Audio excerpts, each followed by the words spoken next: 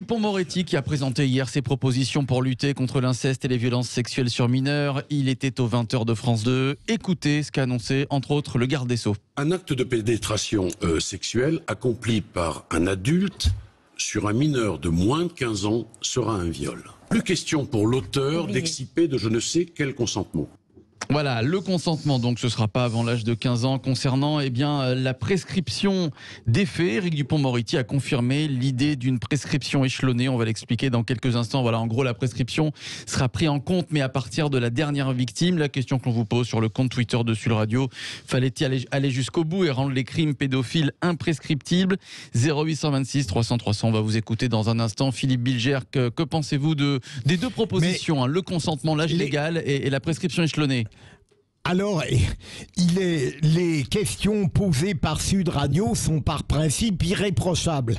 Mais il est étonnant, alors que Éric Dupond-Moretti, de mon point de vue, a enfin un projet que j'approuve totalement et qui pourrait s'arrêter là. Je ne vois pas pourquoi on énonce déjà un degré supplémentaire qui serait l'imprescriptibilité. Ça n'a pas de sens. En réalité, il y a trois raisons. D'abord, je suis ravi de voir Éric Dupond-Moretti valider en tant que garde des Sceaux ce qu'il a parfois discuté comme avocat. Deuxième élément, je trouve que c'est un projet tout à fait cohérent.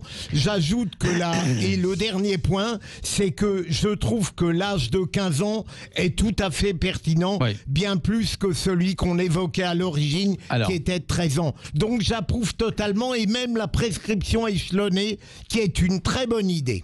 Ouais. Alors, Françoise de Bourbon, sur 15 ans, il n'y a pas de discussion sur l'âge du consentement légal. C'est très bien déjà d'en terminer avec cette idée de consentement. Voilà, il n'y a pas de consentement, on ne discute pas avant 15 ans. de consentement, il n'y a aucune réciprocité. Il n'y a aucune discussion philosophique qui tienne debout, c'est pas possible. Donc déjà, ça c'est bien. Sur l'imprescriptibilité, moi j'ai écouté vous la connaissez certainement, cette magistrate, je me souviens plus de son nom et son prénom, pardonnez-moi, qui est une grande spécialiste des questions d'inceste et qui expliquait l'autre jour sur une chaîne de télé, j'ai vraiment apprécié ce qu'elle disait, je crois que c'est sur Arte, il y avait un super débat, et elle disait qu'elle avait évolué là-dessus, qu'au départ, elle était absolument pour l'imprescriptibilité, et en réalité, elle a évolué, et aujourd'hui, elle est plutôt sur la mesure Dupond-Moretti pour une raison très simple, c'est que la justice a besoin de faits pour pouvoir juger, et que 30 et au bout de 35 ans, par exemple, très difficile d'arriver à être juste dans sa façon d'instruire. Donc, d'accord avec Dupond-Moretti, mais qu'il est... Bon, c'est assez violent, ces propos, la pénétration, etc. Mais au moins, il y a cette idée qui est levée définitivement. On en termine avec cette notion et cette foutaise de consentement. Alors déjà, 15 ans, pour moi, c'est vraiment le minimum syndical, soit dit en passant. T'aurais mis combien, toi, 14 ? Non, 15, c'est bien. J'ai dit c'est le minimum syndical. J'aurais même été plutôt à 16, par exemple. Mais bon, après, c'est... Bon. La question qui se pose, c'est vrai que l'imprescriptibilité, ce qui pose souci, c'est qu'il n'y a qu'un seul crime imprescriptible, c'est le crime contre l'humanité. D'accord. Voilà. Donc, si on rend les crimes sexuels imprescriptibles, il faut rendre les assassinats et les meurtres imprescriptibles. Oui ou non? Bah oui. En toute logique, je suis d'accord. Mais c'est là le gros problème, justement.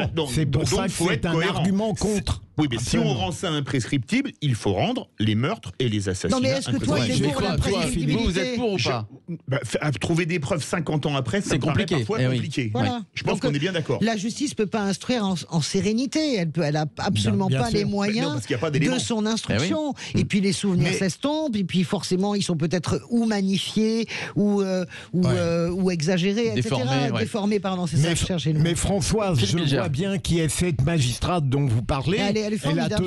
Elle a totalement raison d'être revenue sur une opinion initiale qui me semblait pas juste, mais il y a d'autres arguments pour refuser l'imprescriptibilité. C'est un peu ce que vient de dire Philippe, c'est-à-dire il y a une hiérarchie des infractions, même dans l'horreur, qui doit être respectée. C'est ce qu'elle disait l'autre jour.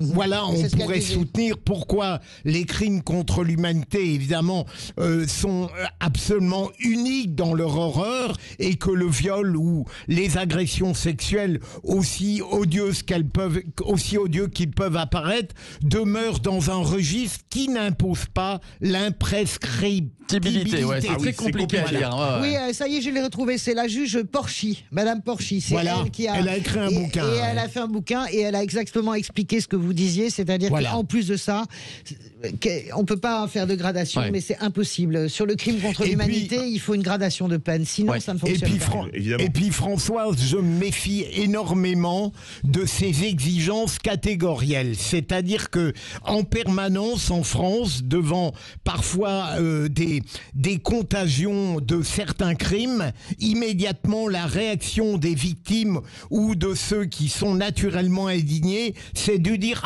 on va proposer l'imprescriptibilité. Et ça, c'est très dangereux comme tendance. Il faut tout de même garder un état de droit relativement stable dans ses principes essentiels. C'est pour ça que la prescription donc échelonnée est une très bonne idée, un beau compromis. Voilà, je crois que c'est pas mal. Philippe David. Ouais, moi je suis de toute Non. façon en ce moment, je sais pas vous, mais moi je suis assez mal à l'aise en réalité depuis quelque temps. Je suis vraiment très mal à l'aise avec les dénonciations. Je pensais notamment à l'affaire Richard Berry. Ouais. Je suis très mal à l'aise avec ce qui se passe depuis quelques jours. Je suis assez désolé de voir que le jeune homme qui accusait S'est suicidé. Maxime Cochard S'est suicidé, s'est ouais. pendu.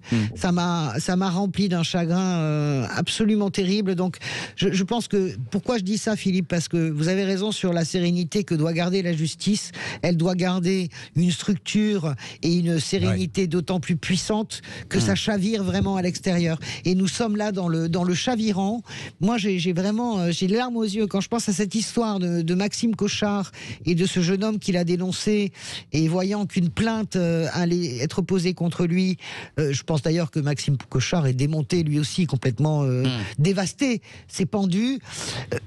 Quand on se retrouve spectateur malgré nous de façon un peu sale, j'ai envie de dire, de ce déchirement familial que semble représenter, je ne parle même pas des accusations de viol, mais que semble représenter l'affaire Richard Berry, je suis assez mal à l'aise en fait.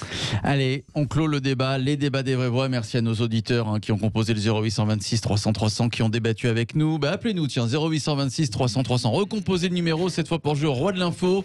Venez faire équipe avec une de nos vraies voix. On va jouer tous ensemble dans une poignée de minutes. Et Jean-Marie Bordry qui nous rejoint pour les Rois de l'Info. À tout de suite.